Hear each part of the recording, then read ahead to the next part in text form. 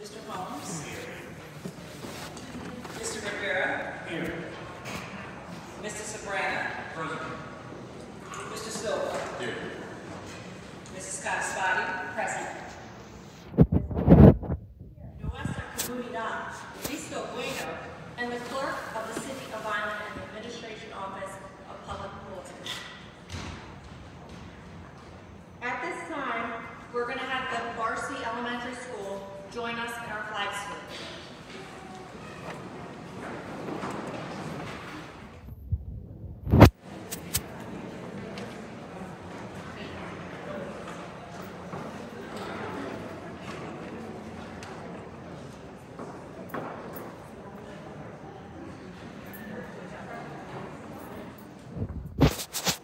Tier 2 will rise by 3, which will be 25, and then Tier 3 will remain the same at 33 rounds. 7:15 to 2:17, 8:20 to 3:25. The overview, annual budget process, I'll be talking a little bit about our state aid summary. I'll give you some information on that as well. Proposed tax revenues and other revenues. And for our upcoming budget presentation on the 23rd, I'll have more information about our proposed expenditures.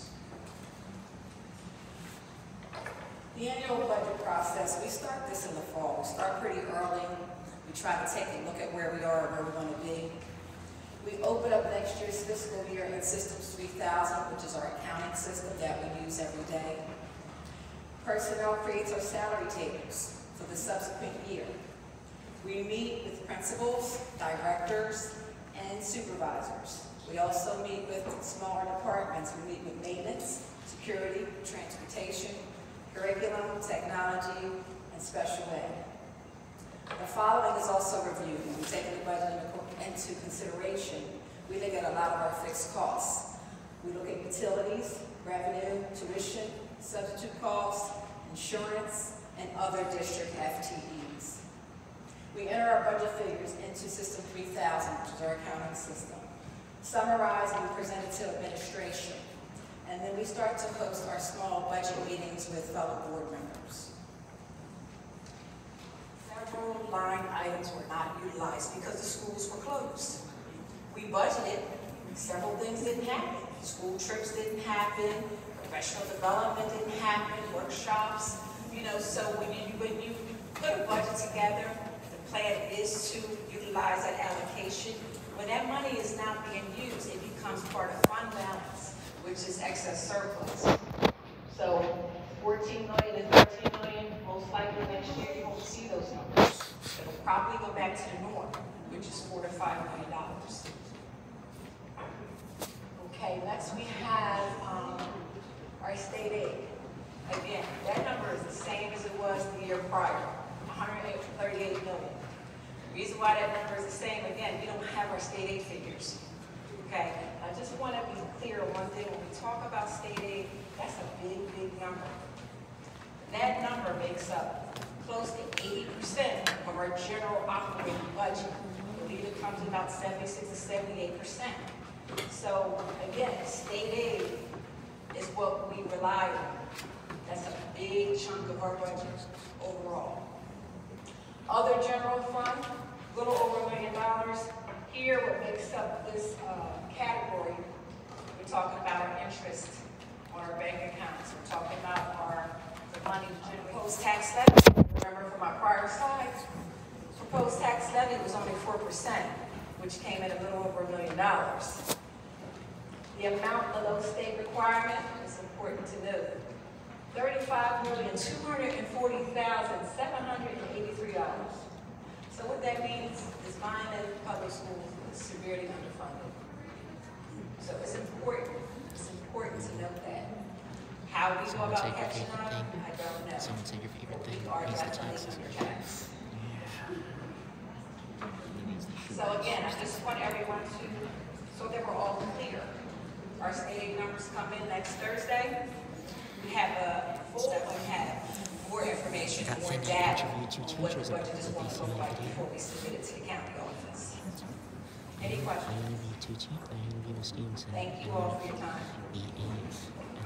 Professionals. Like, maybe this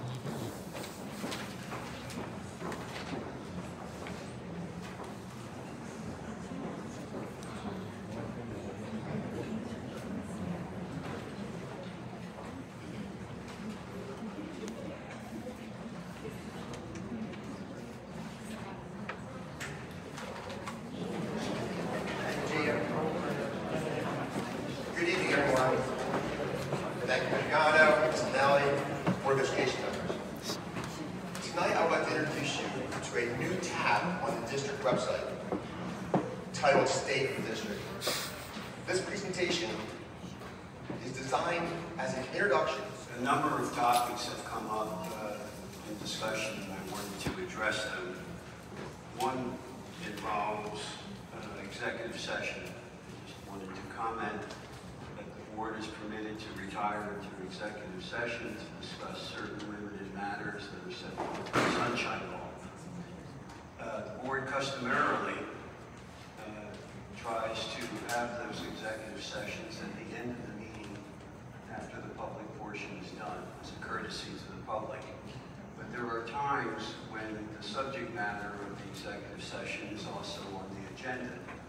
And at that time, we retire into executive session toward the beginning of the meeting because the topic has to be discussed in the meeting, so it wouldn't make much sense to go at the end. So I just wanted to make it clear that the board attempts to defer at all times to the public with executive session, but there are exceptions when needed.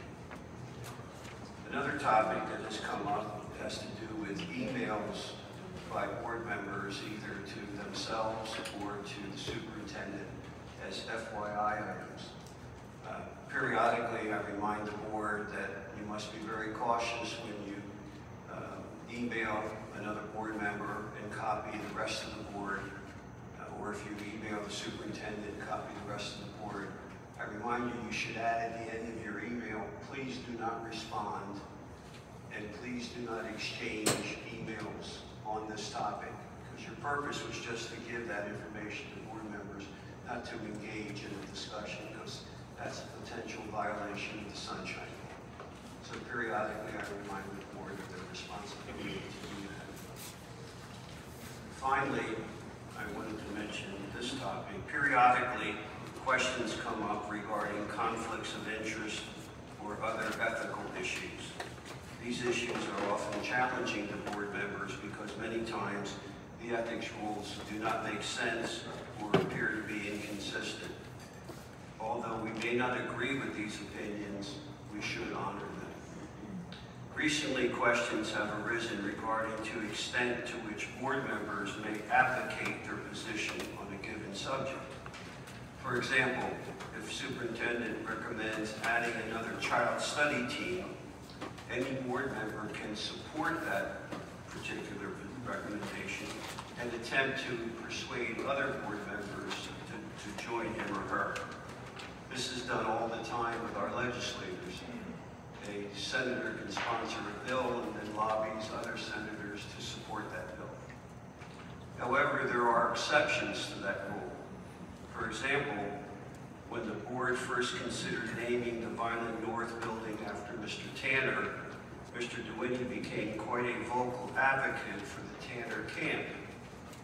I suggested to him publicly that he had to disqualify himself from that discussion and vote.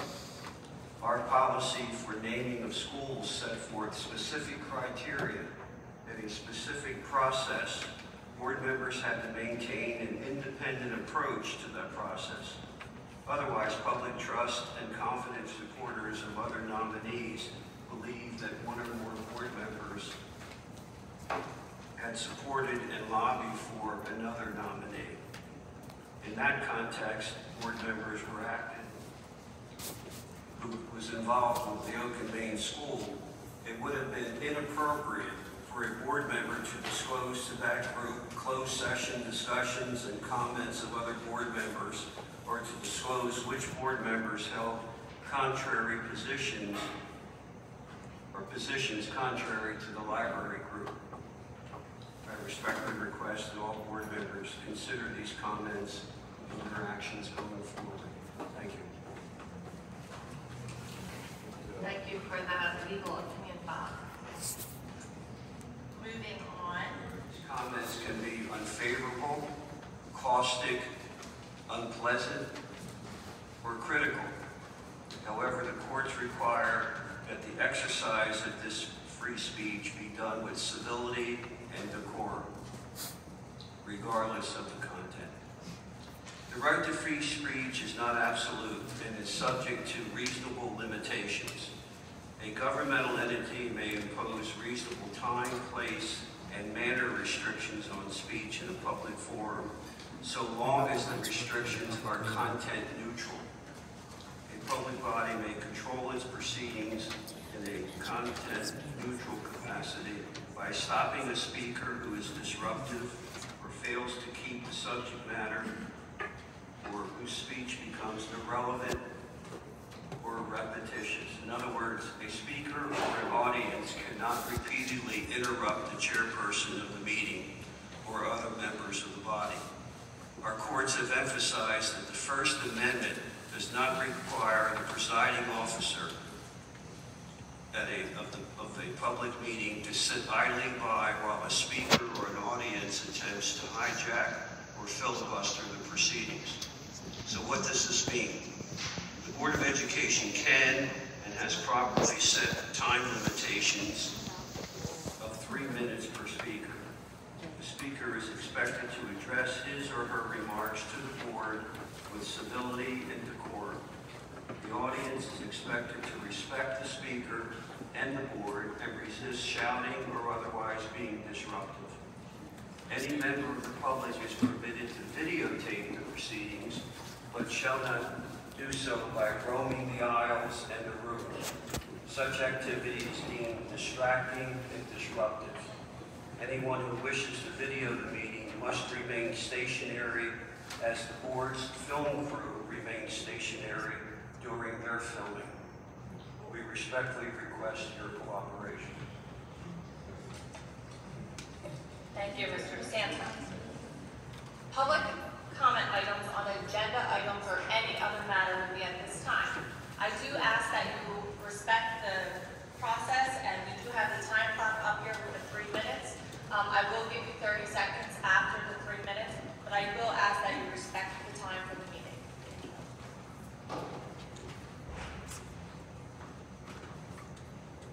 I will be calling 2 people at a time just so we can keep things moving because we have so many comments tonight. First person, Monica Fuller. The topic is Bud Wide. Also, teachers and support staff are tasked with everything from collecting multiple layers of constant data to patrolling the hallways to reporting social media tussles and threats. When students are upset and scared, they come to support staff and teachers. During lockdowns, we are tasked with following all protocols, then tucking ourselves and up to 31 students quietly in a hidden space in silence. During fire drills and evacuations, we are tasked with getting all students out of the building safely. This plus plan lessons, differentiate lessons, self-train on materials introduced by the district, and the list goes on and on. Why are we denied a fair contract with fair pay? So parents and taxpayers, I know that money is often a sticking point. So if there's not enough money to pay the teachers and support staff that holds the district together, why was there enough money to give 14 people in central administration $90,951 in raises this year? Never have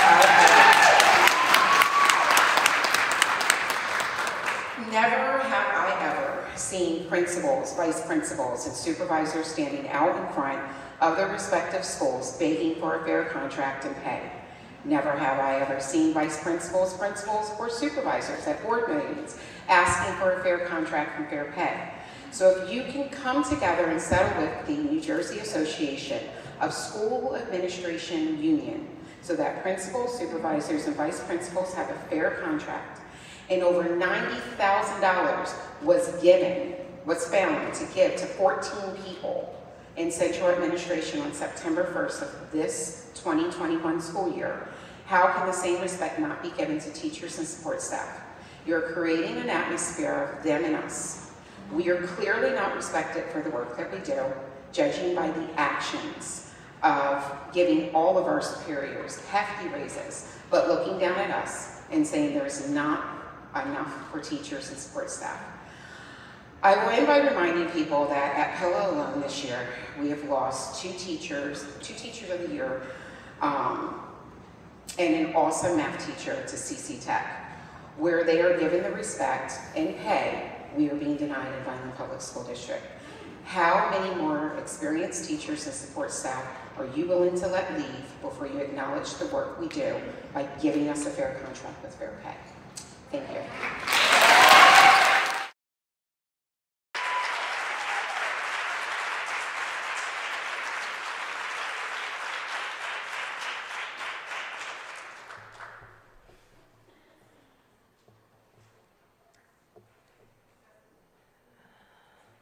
All right.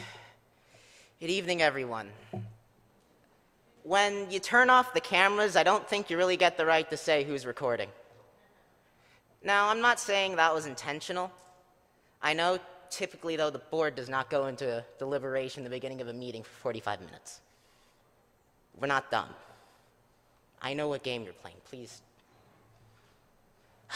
It's quite outrageous to be told to sit down at a public meeting. I understand I'm a student. You can't really control me like as if I were in school right now. Please don't tell me that you care about freedom of speech, but you turn off the cameras. Don't tell me you respect teachers, but they have to beg. They have to beg to make a wage that in the current climate, it's not good enough. I am a product of public education. I'm a product of a lot of these teachers that are sitting here. A lot of these people are my former and current teachers. I would not be who I am today without them. And I think a board that talks so much about how it's making its best interest for the students, well, here's an opinion of a student. Respect your workers and respect your teachers. Respect your ESL teachers especially. Respect your special education teachers especially, because clearly you don't.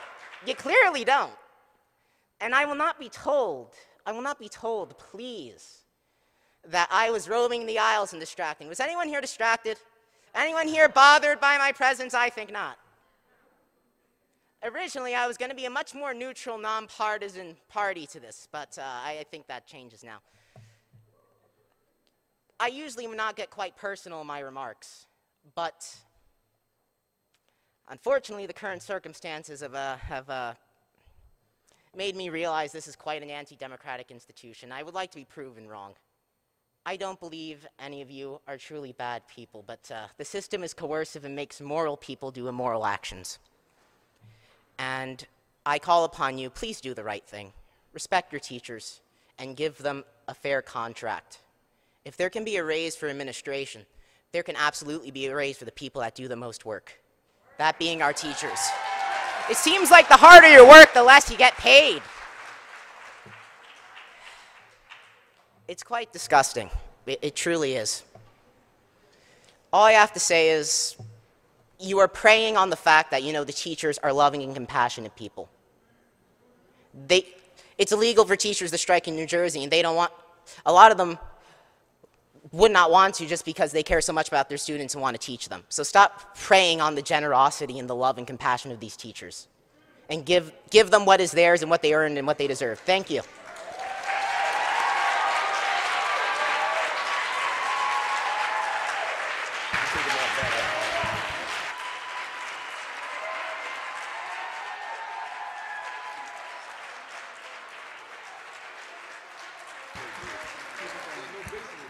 Next.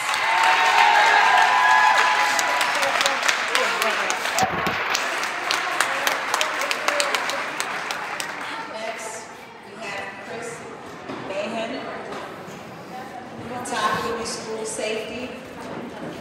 Coming behind Chris Mahan, can I please have Scott Kitchener? The topic is masking. We have a lot of seniors that leave for senior release. I cannot tell you how many times I've seen through the window where a kid almost got hit by a car because the senior's trying to get to work and there's no one to stop the kids from walking and there's no one to stop the car from going. Luck never gives, it only lends. We have been lucky so far. What happens when that luck runs out? How can we justify to a parent, I'm sorry your child got run over, we didn't have enough staff. We need more security guards. We have too many people, too many students going unmonitored between the buildings, and we have too many students going between the buildings. And I understand you're trying to be financially responsible, and I appreciate that. I understand it's not easy to do. However,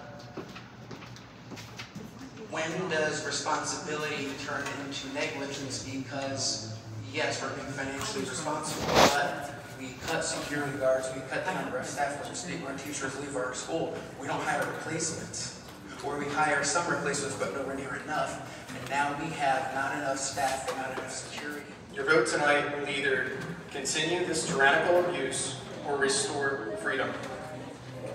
It could also mean re-election for some of you, or getting voted off the board. To the parents here, if the board votes to keep forcibly masking kids, my advice to you, pull them out, homeschool, find a pod, do whatever it takes. That's all I have. Thank you for letting me speak. I pray that you guys make the masks optional. Thank you.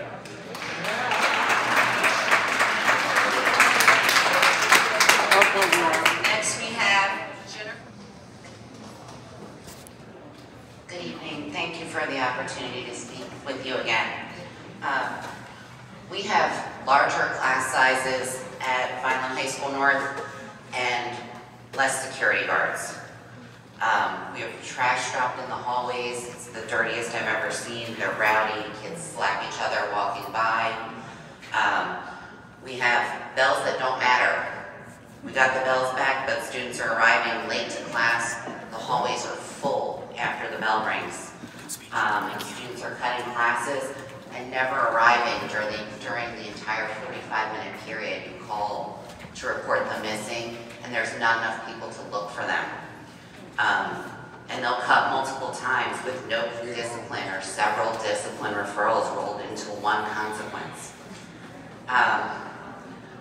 We have substitute guards that aren't sure where classrooms are and how to find things, so that's not a great solution in my opinion. We have kids in the parking lot during periods vaping. I've gone out on my lunch period and reported kids to the roaming guard that's in the driving around the parking lot. And the kids run off from the cars and aren't caught, and they're vaping and doing we don't know what in the parking lot. Frequently the bathrooms are locked and students have to travel across the building, which is interrupting their instructional time. And it also is a big issue for students with medical issues that have to travel extensive lengths to get to the bathroom if they have an issue. We need trauma specialists and more counselors. The pandemic has given us extreme issues, anxiety, students cutting themselves, socialization problems, depression, things that my colleagues and I are not trained to handle. We need help. We really do, and the kids really need help. We have a guidance department, sometimes with empty offices because they're pulled for meetings all at the same time, or for prepping for testing, and you can't get help for a kid. If a kid is crying in your classroom, if something's going on, there's no one to answer the phone and no one there. Attendance, we need truancy officers.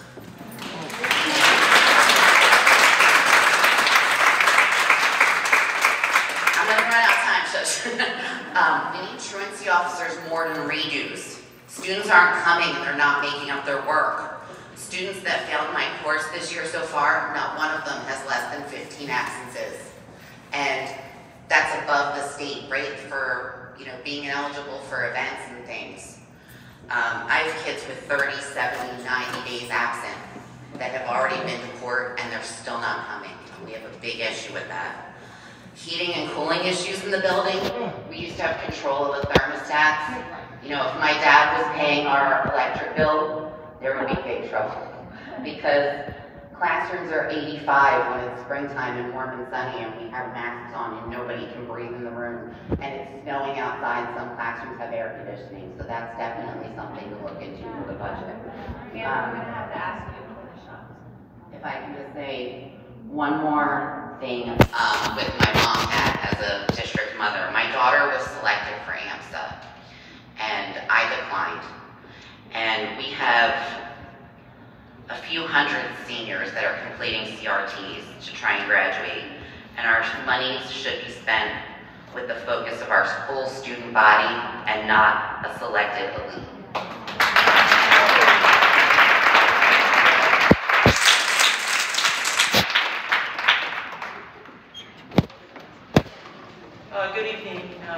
the opportunity to speak. My name is Andy Bosco. I've been a product of the Vineland Public Schools, grew up in Vineland, and have been aligned with the marching band for 31 years. I'm in my final year here, and I just wanted to speak tonight in hopes to make a plea to you that you continue to support the arts in Vineland. Our programs are outstanding. They speak for themselves, all of them.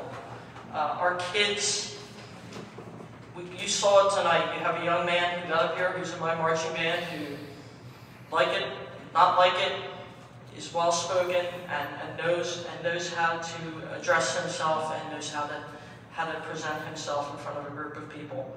I think tonight I wanted to stress to you that I don't think you realize that, and this is just one of many examples, that our marching band program is pretty much self-funded. I know that's going to sound shocking, but other than buses, transportation, all of the expenses, field show costs, cost of uniforms, cost of flags, cost of equipment, cost of music, anything we need to be able to do what we do, we fundraise. We fundraise and we pay. Our band parents are second to none. They are the strongest group of people I've seen. So my hope is that in the future you'll start to look at maybe what is not obvious, because maybe it's never been pointed out. And that you'll continue to support the arts in Vineland. Just FYI, I'm sure it was an oversight, but the slide that Mr. Fry put up, listing all the programs, did not include any of the visual performing arts on there. So, and again, I'm sure it was an oversight. But we are very important, and I know it's taught. We talk about competitiveness and wanting to get kids to come into our school district and not go to Tech and not go to Shalwick and not go to all these places. If you want that, then you need to back what we do. You need to fund what we do. Lastly, is Music in Our Schools Month on the 24th of March, which is a Thursday night. We have our annual Pops concert. We'd love to see you all there. We cordially invite all of you, and thank you for giving me the time to be heard. Thanks.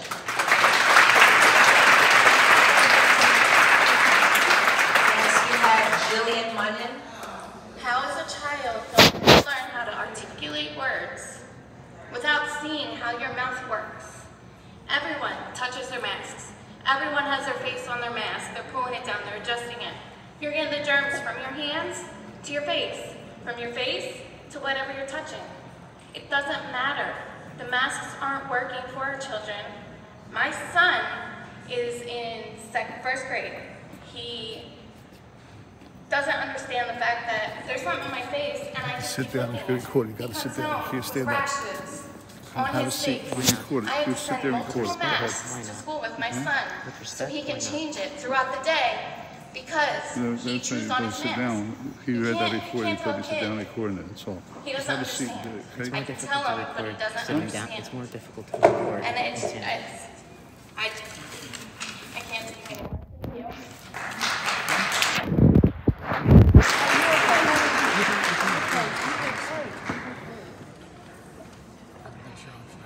Good evening. I'm Linda Fields. I'm a Vineland resident. I've done the research, and I think many of you have now also done the research and seen everything out there, knowing that the masks do absolutely nothing. All it is for fear. And at this point, 14 days to stop the spread, here we are 3 years later. As Jill said with the children, I have a child that has an IUP for speech therapy. I had to remove him from school this year because how is he going to learn?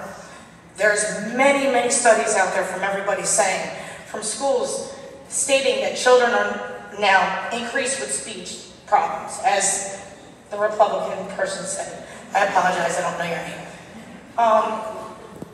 But we're 3 years in. It's time to give our children their smiles back.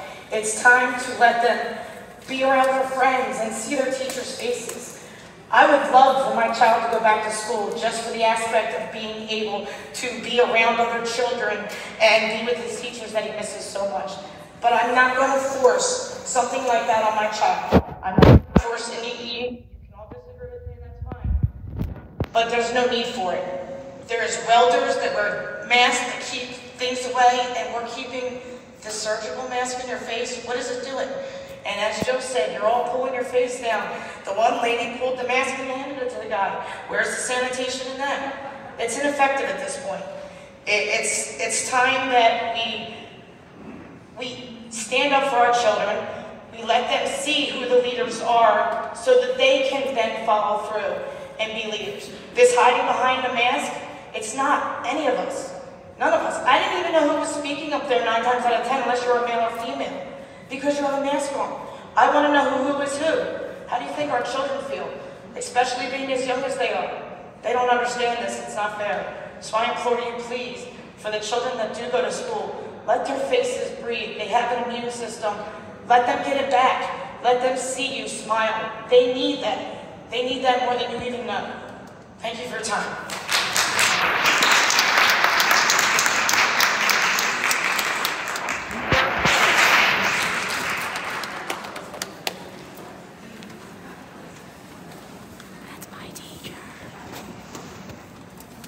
Good evening, ladies and gentlemen. Lou Russo, 154 Avis Court, and I'm speaking tonight on the budget, and I'm asking the board to increase the budget as much as possible for the improvement of both instruction and safety. Over the last 12 years, approximately 300 to 400 positions have been cut out of the certificated and the secretarial staff, and all of that's had a negative impact, of course, on students and on the quality of the education that we deliver to the students and the families in the city. Some examples, of course, are nurses. Our nurses, of course, have done work that we cannot yet even appreciate, and how they have risen to the occasion in the worst public health crisis in anyone's lifetime. We need to think about increasing the number of nurses in the district, and specifically bringing back the itinerant nursing positions that were cut many years ago, so that no student is ever in a building without a nurse, while other nurses have to move to other schools to cover them, or for something as simple as taking their own lunch. As I mentioned previously, we absolutely need more security at both the middle school and high school levels. We need to be able to cover all of the hallways. We need to supervise students in all the wings. We need to make sure that students who walk outside have adults that actually watch what's going on. We cannot have, in this day and age, several hundred students, potentially 200 at a time, walking unsupervised for 10 to 12 minutes outside, going into cars. It's an accident waiting to happen. And we also need to consider, outside of the absolutely heroic counselors and social workers who've tried their best to deal with the impact of this pandemic, as previously mentioned by one of the other speakers, our students are drowning right now due to the effects of the pandemic. Attendance, increases in fights and violence and cutting. Our children have not escaped this well. They need additional help, they need additional services, and we really haven't went out and done anything different or anything extra to help our children deal with the impact of the last 2 years. It's a desperate need, and we need to make sure it's in this budget. Speaking of both safety and academics, we have to cut down on that travel that I previously mentioned between the high school buildings. There's no excuse for making children walk in inclement weather like pinballs back and forth 4 to 6 times a day. And our most academically talented kids, our sophomores, are doing that on a daily basis. I see the time is out. I'll finish in 1 minute, I promise. Many of them are moving too many times, and they're missing approximately 20% of their school day. Attendance counselors, we used to have several, those positions were cut. with the worst attendance in the history of this district. It's time to bring that back. We can't throw more on the backs of the classroom teacher and say, you're responsible for attendance now, because that's ignoring the problem.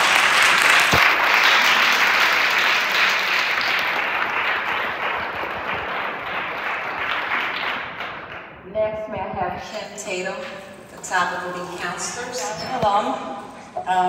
Been a guidance counselor though for 25 years, 22 in Vineland. Counselor at all levels. Now I'm at Durand Elementary School and I love each level. And now at Durand, my social worker and I split our caseload of many students with many needs. Before the pandemic, now it's increased. I do first, by the way, here we go again with counselors. First, I want to give credit to my administration and teachers at Durand. For the past few years, they have worked so hard for our students. The pandemic has exacerbated the many needs and problems in the Vineland School District. As a counselor, I mean, I could go on. I only have 3 minutes. I come back to what I do. In addition to my regular responsibilities of academic, social, personal needs, individual counseling, group counseling, classroom lessons, behavior issues which are out of control right now, defiance, disruption of classrooms, physical, abuse by the students or other teachers and students running out of the classroom. But in addition to that, my responsibilities, or our responsibilities as a social worker and myself, are HIP coordinator, 504 coordinator, testing coordinator, which is very involved. I don't have time to go into it. Access in the New Jersey SLA, IRS coordinator, job-led to referrals and meetings, activities committees, cover recess and lunches because they're short-staffed, DCP, NP referrals, collaterals, home visits, parent-teacher conferences and scheduling of that, food pantry for Thanksgiving and Christmas for our needy families. I'm having a crisis fund, keeping that so that we can provide services for our students like paying electric bills and things like that, getting glasses for students. I see students one-on-one. Like they've said, the anxiety, the worry, students just crying in the middle of the class, coming to me saying they can't focus, they don't know why, they're sad. I think at this time we all should know that students cannot concentrate when they're worried about stress, what's going on at home, abuse, other things. I'm running out of time. I also like more involved with attendance. I'm more or less like an attendance officer. I call the parents, I schedule meetings, we do home visits. Who would do all this if you cut students and one counselor at an elementary school or social worker is just not enough? There are other duties that negatively impact the students and their families. Honestly, I don't understand how it can even be a thought to cut counselors and social workers.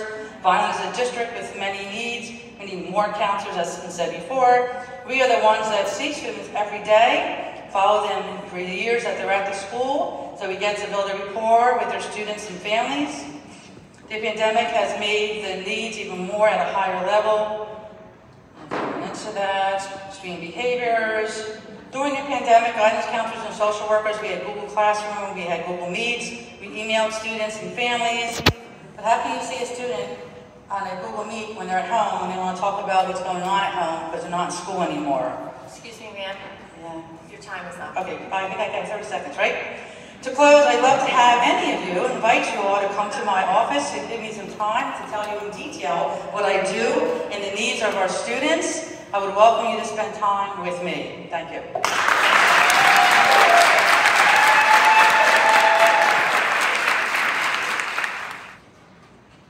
Vicki Miller, Vineland.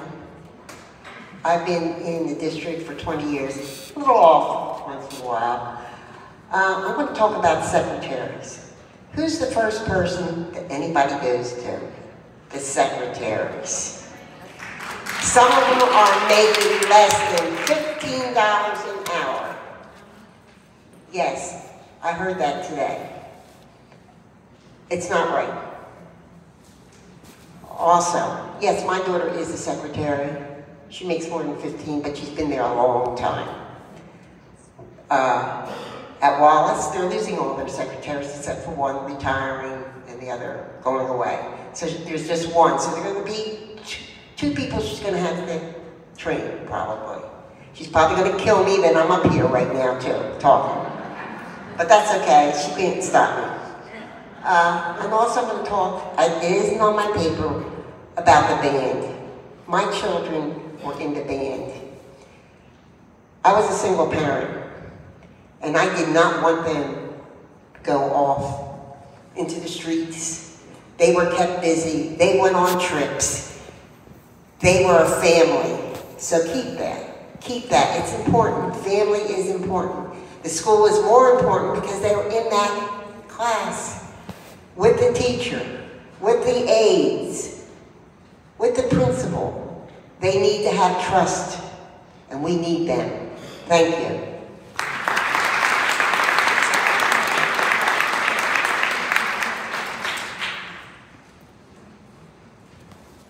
Okay, that concludes our public comment consent agenda. Okay, so requesting discussion regarding personal items 1.1 through 1.2. 1.1, approval of the following: retirements, resignations, terminations, leave of absence, employment transfers, B, students, C, substitutes, and D, extracurricular activities. And 1.2, which is the approval of a salary increment withholding for an employee whose name is on file with the board secretary, effective September 1st, 2022. Any questions or comments? Question. Dr. Ross, can you speak to the process in which we hired an acting principal at Memorial and why that process was different? 22, and district travel, masks for staff and students, specifically removing the mask mandate, making masks optional for staff and students on school grounds and on buses. Any questions or comments? I have a question, comment. On 2.3 in the mask mandate, I'm a little confused as to why we're even going to vote with this. I know a lot of other districts have just done it, so I am supporting the optional. However, I just want to know why we have to vote and other districts don't have to vote. When we approved the initial set of guidelines and recommendations for the district, we did it within the Road 4 document, which was approved by the Board of Education. That included the change originally from an optional mask usage to a mandated mask usage. We voted on that year, I believe it was in August. So just to keep the process consistent, we're going to vote tonight and include the changes and revisions of optional usage of the mask on school grounds and on buses. Anybody else? Okay, do I have a motion? Madam President, one more question. When would this take effect? Effective March 7th, Monday. Motion? So moved. Second. Roll call, please. Ms. Acosta? Yes. Ms. Fabry? Yes. Mr. Holmes? Yes. Mr. Rivera? Yes. Mrs. Sabrana? Yes. Mr. Silva? Yes. Mrs. Coxbody? Yes. Ms. Minella? Yes.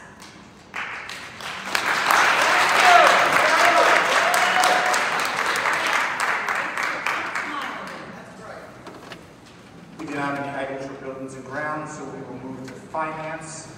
Requesting discussion regarding finance item 2. 4.2, approval of board secretary and treasurer reports for January 2022. 4.3, approval of the placement of special education students. 4.4, approval of the settlement agreement between the City of Vineland Board of Education and a former employee whose name is on file with the board secretary. Good evening, everyone. First and foremost, I'd like to thank the students from Varsity School for leading us in the Pledge of Allegiance. I'd also like to thank all the speakers that came today and expressed their opinions and thoughts with the board. It's always appreciated. It's always good to listen and hear from the community and those that are directly affected by decisions that we make. I had the opportunity to visit the Palo Alto School this week and participate in their African American reading, which was a phenomenal opportunity. I'd like to thank Ms. Mercado and Ms. Grady for allowing me to be in their classroom as I read to the students. You want to talk about an intimidating crowd. Nothing's more intimidating than 22 kindergartners staring at you as you read a book and hoping they like it. But it was a good experience, and I appreciate the invitation.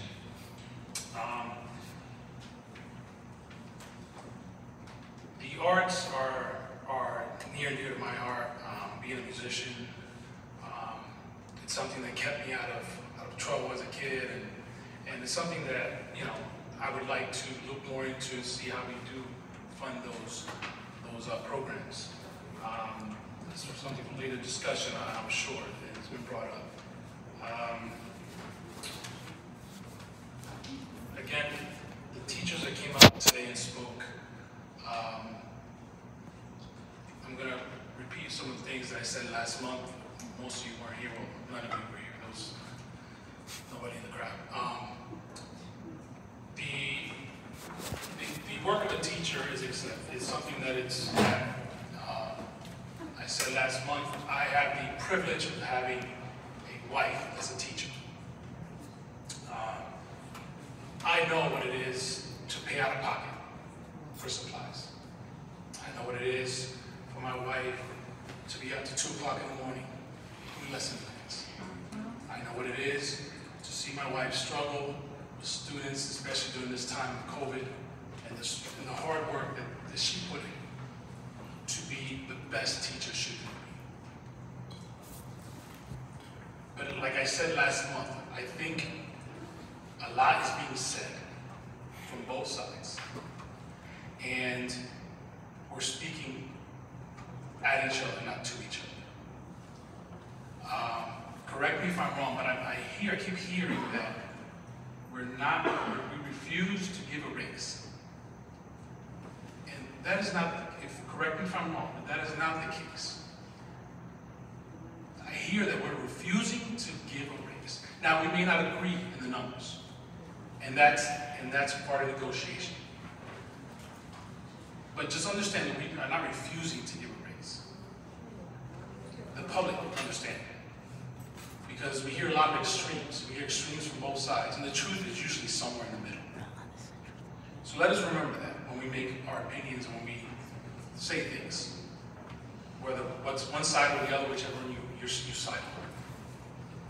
The other thing that I hear as far as security, I hear that we're not hiring security guards. There's not enough security guards. Again, correct me if I'm wrong, but we're not refusing to hire security guards. It's just a product of the times that we live in. Just like we're having a hard time finding bus drivers, having a hard time finding janitorial staff. Everyone is struggling to find workers. And Vineland Public School is no different. So I'm hopeful, once again, last month I said it, and this month I'll say it again, I am hopeful that this will be resolved soon. So that way we can move forward and the children that we serve, they can get the best education that we can give them. And the best opportunity to succeed, just like I was able to succeed from these public schools. Thank you and have a good evening. Good evening, everyone. Thank you to our Black saluters, also for the staff members that gave us presentations tonight. Like Mr. Rivera, I had a teacher in my house. My wife was a middle school teacher for 33 years. Now she's teaching college. Middle school is a good preparation for that. I also had, both of my sisters are teachers. I spent 20 years in the classrooms there, even though I'm not a teacher. And I understand the challenges of that job and how hard it is. And I'm not speaking for anyone else on the board, but I would be very surprised if not all of us don't share the feeling that our ability to deliver one, a fair contract with teachers and to give them as much money as possible. Unfortunately, there are many other considerations sitting up here that have nothing to do with how our teachers work. We are elected by the taxpayers. A lot of them are struggling out there. They don't have a contract. They work for someone else. And whatever they can negotiate is what they get. So these are extraordinary times, and they're very difficult ones. Understand that we hear you. My personally appreciate all of you coming out again to remind us what's happening.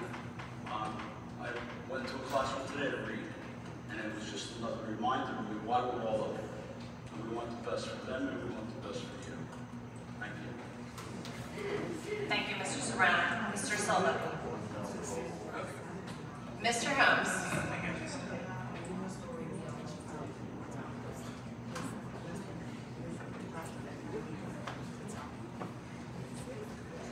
Ms. Fabry.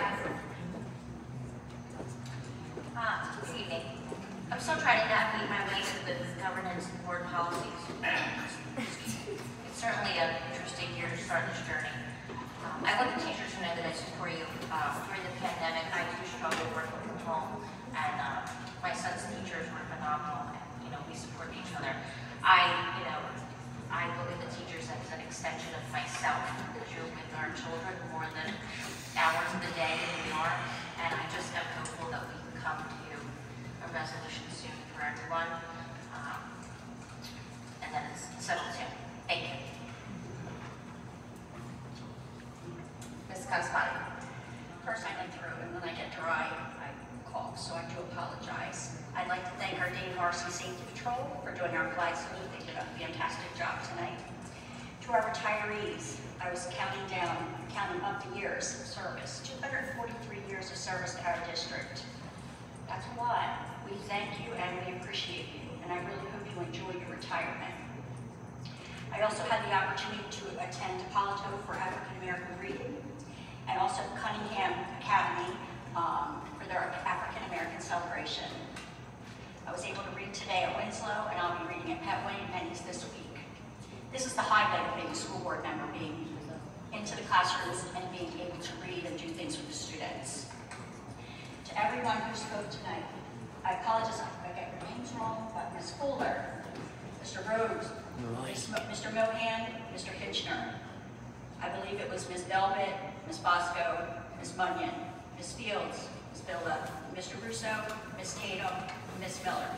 There were so many different items on tonight, and I've written them all down, so I do appreciate you guys coming out and speaking once again, and there were some things, again, tonight that I heard that I didn't know. With regard to our mask mandate, optional was for me the only way to go. It's time for our students to be able to interact a little better. Finally, to my fellow board members and committee members, thank you for all of your hard work. Sometimes this position is trying, and other times it's very fulfilling. Keep up the great work, and ultimately remember our students come first. Thank you, and God bless. Thank you, Ms. Conspati. Mr. Yana. Thank you for remembering the opportunity to address this fine group of folks here gathered this evening. To begin with, I want to thank the Finance Committee, the Business Office, for the work that they're doing around their school budget. It's incredible work. The team has done an incredible job preparing for the release of the state aid funds and whatever we need to do next after that. So we'll be back shortly, before the end of this month, with a more detailed presentation on the 22-23 school year. I want to say thank you to the curriculum team, the special ed team, our supervisors who put together the first State of the District online presentation. I encourage all of our board members, committee members to go to the website, click on that State of the District tab, and view the videos. They're narrated, they're fun to watch if you like data, hope you all do. And you get to see and learn a little bit more about the school district. It'll be something that we're featuring, so thank you, Mr. Fry, and for your leadership on putting together that project with the team. And again, Mr. Hall, Ms. Leary, our Transportation Committee, for the work that you're doing on preparing a more successful launch to the next school year around transportation. It's a challenging topic, and as you saw in our presentation, we're going to be asking for feedback. What you saw today was a draft. There was no vote on the proposal because we are not at that point yet. We're going to refine the details, the planning, and then come back later on in the school year with a formal presentation and a request to potentially move some of those start times in schools to accommodate that minimum 1 hour leeway time for our transportation routes to be completed, that we believe will improve how schools are able to transport to welcome kids in at the beginning of the day and at the end of the day, get them home on time. I want to thank Rossi School. They've been named an Empowered School by South Jersey Gas for the 4th year in a row.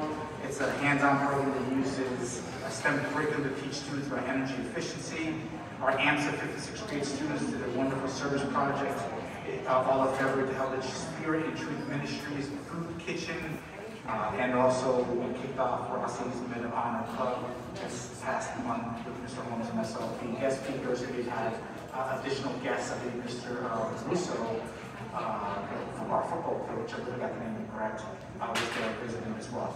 We want to congratulate our 3 new members who were inducted into the VHSP Hall of Warriors, held by our high school staff. The wall acknowledges the accomplishments of the school's most celebrated staff members chosen by the VHS Historical Committee. Congratulations to Christina Luciano and Heidi Nieves, who received the Starfish Award and Child Study Team Case Manager Award of Excellence, respectively, at the annual Starfish Award ceremony. And a special shout out to one of our board members, Mr. Holmes, who was named one of Frontrunner New Jersey's 30 under 25 Young African American Leaders of South Jersey in 2021. Congratulations on being identified and celebrated. And I believe it's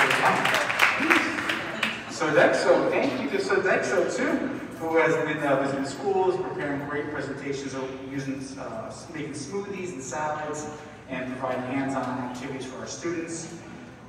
Great success for 60 Vineland High School students who passed the non-English portion of the New Jersey Seal of Biliteracy. We're continuing to test students. We will have more than 60 by the end of the school year with the Seal of Biliteracy. We held our 4th Community Action Partnership meeting in February. We have a new date in March. We're looking forward to having more community work around preventing violence and supporting our middle school students and all students for that fact. And I also want to shout out to our Vineland High School senior India Shivadal, who was named Boys and Girls Club 2022 Local Youth of the Year. We will be spotlighting India in one of our student spotlights soon, so I hope you look at our YouTube site.